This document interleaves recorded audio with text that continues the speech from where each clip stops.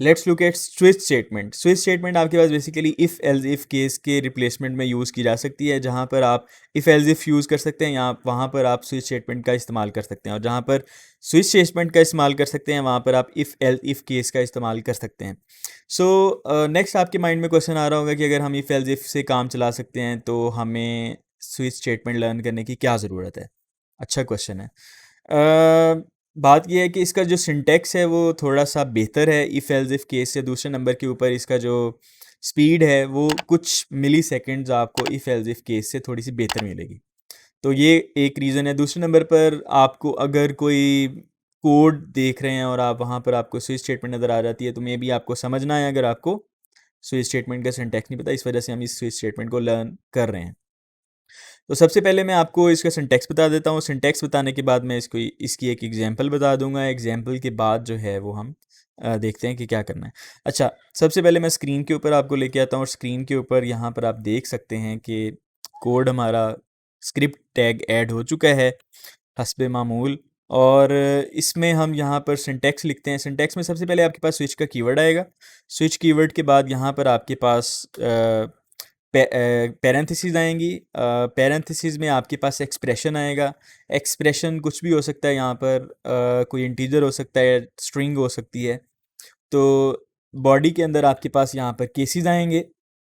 सो cases में सबसे पहला केस अगर आप देखें तो केस वन अगर मैं यहाँ पर पुट करूँ, और फिर उसके बाद यहाँ पर केस वन में स्टेटमेंट्स आएंगी।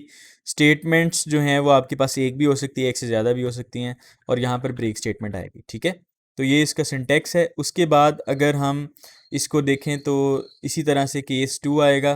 केस टू की जो कुछ स्टेटमेंट्स आएंगी, स्टेटमेंट्स आपके पास उसी तरह से एक या एक से ज़्यादा हो सकती हैं। फिर उसके बाद ब्रेक स्टेटमेंट आएगी, एंड सो ऑन। और उसके बाद यहाँ पर डिफ़ॉल्ट का जो केस है वो आ सकता है।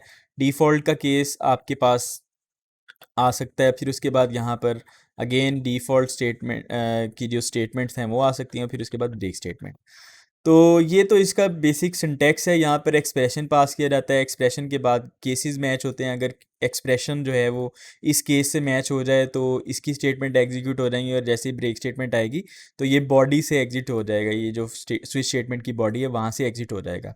इसी तरह से केस टू है, और केस टू की अगर स्टेटमेंट्स आती हैं तो केस टू अगर मैच हो जाता है तो यहाँ पर इसकी जो स्टेटमेंट्स हैं वो एग्जीक्यूट होंगी। Let's see the example. So example में अगर हम यहाँ पर इसको यूज़ करना चाहें तो सबसे पहले तो मैं एक एग्जाम्पल के लिए एज ही ले लेता हूँ। So let's suppose age, variable age is equals to 10 और 20, एंड यहाँ पर मैं स्विच स्टेटमेंट लगाना चाहता हूँ। स्विच स्टेटमेंट लगाने के बाद यहाँ पर मैं एज पास करता हूँ इसको, स्विच स्टेटमेंट को। ये पैरेंथेसिस के अंदर मैंने एक्सप्रेशन के तौर पर पास कर दिया है, और यहाँ पर मैं डिफरेंट केसेस बना सकता हूँ। So case one, case let's suppose 20।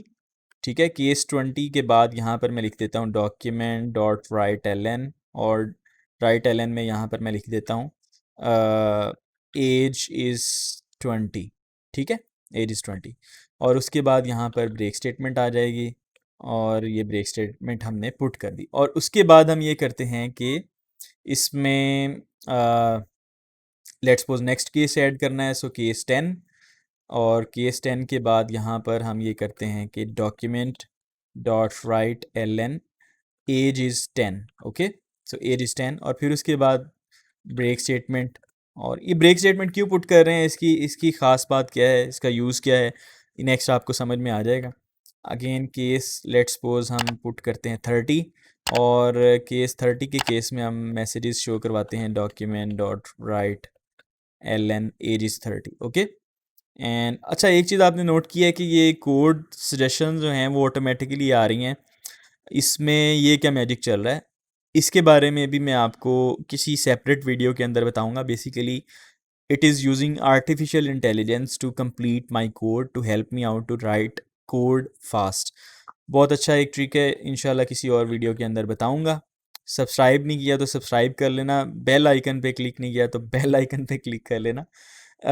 Okay, नीचे आ जाएं तो यहाँ पर डिफ़ॉल्ट केस है। डिफ़ॉल्ट केस आपके पास तब एग्जीक्यूट होता है अगर कोई भी केस मैच नहीं किया। जैसे यहाँ पर 20 एज है और 20 के केस में यहाँ पर ये वाला स्टेटमेंट जो है वो ये वाला जो केस है मैच हो जाएगा और ये वाली स्टेटमेंट एग्जीक्यूट हो जाएगी।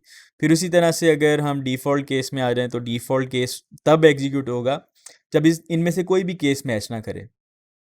सो डिफ़ॉल्ट में यहाँ पर डॉक्यूमेंट डॉट राइट ln और यहाँ पर लिखते हैं जी नो केस मैच्ड। ठीक है, और ये नो केस मैच्ड आ गया। फिर उसके बाद यहाँ पर आपके पास ब्रेक स्टेटमेंट। ओके, अब लेट्स सी कि इसकी आउटपुट क्या आती है। इसकी आउटपुट देखने के लिए मैं इसको ब्राउज़र में ओपन करता हूँ। ब्राउज़र में ओपन करने के बाद हम इसकी आउटपुट देखते हैं। सो ये मैंने रिफ़्रेश किया है। रिफ़्रेश करने के बाद आप मैसेज देखें, यहाँ पर आपके पास शो हो रहा है age is 20। So age is 20 आपके पास, बिकॉज 20 यहाँ पर पास हो रहा है, 20 का केस मैच हो गया, तो ये आपके पास हो गया। अगर मैं इसमें 10 पास करूँ तो अब आपके पास क्या होगा कि ये 10 जो है ना वो शो करवा देगा एज इज़ 10, बिकॉज 10 वाला केस मैच हो जाएगा। उसी तरह से अगर मैं यहाँ पर वैल्यू ऐसी दे दूँ जो कि एग्जिस्ट ही नहीं करती, जैसे 40, तो 40 को अगर मैं रिफ़्रेश करूँ तो यहाँ पर मैसेज आ रहा है no case match, because default case जो है वो आपके पास एग्जीक्यूट हो जाएगा। और ब्रेक स्टेटमेंट की इम्पॉर्टेंस यहाँ पर ज़रा गौर से देखना।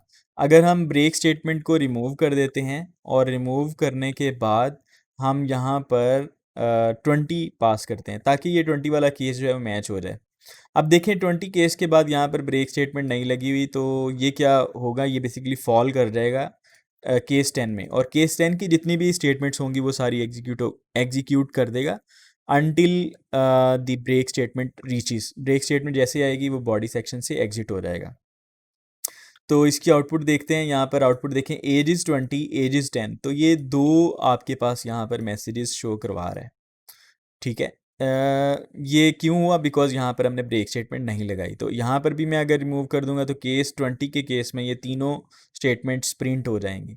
सो ये आपके पास ब्रेक स्टेटमेंट का इम्पोर्टेंस है। इसके अलावा आप ये भी कर सकते हैं कि अगर आप केस ऐसा बना देते हैं, let's suppose case 40 and case 60 may be, तो केस 60 दोनों केसेस मैंने बना दिए हैं, और दोनों केसेस के जो आपके पास अगर मैसेजेस हैं वो एक ही आपने शो करवाने, तो आप इस तरह से भी कर सकते हैं। सो राइट एलन, और यहाँ पर हम लिख सकते हैं केस 40 एंड केस 60। ठीक है, ये आपके पास ब्रेक स्टेटमेंट इस तरह से। तो ये इस तरह से भी सिंटैक्स लिखा जा सकता है इसका, अगर आपने मल्टीपल वैल्यूज़ मैच करवा कर उसको सेम स्टेटमेंट्स को एग्जीक्यूट करवाना है। आई होप सो कि आप लोगों को स्विच स्टेटमेंट काफ़ी अच्छे तरीके से समझ आई होगी। अगर समझ आई है तो प्लीज़ वीडियो को लाइक कर देना, दोस्तों के साथ शेयर कर देना, और मिलते हैं नेक्स्ट वीडियो में कुछ नया सीखते हैं। टेक केयर, अल्लाह हाफिज़।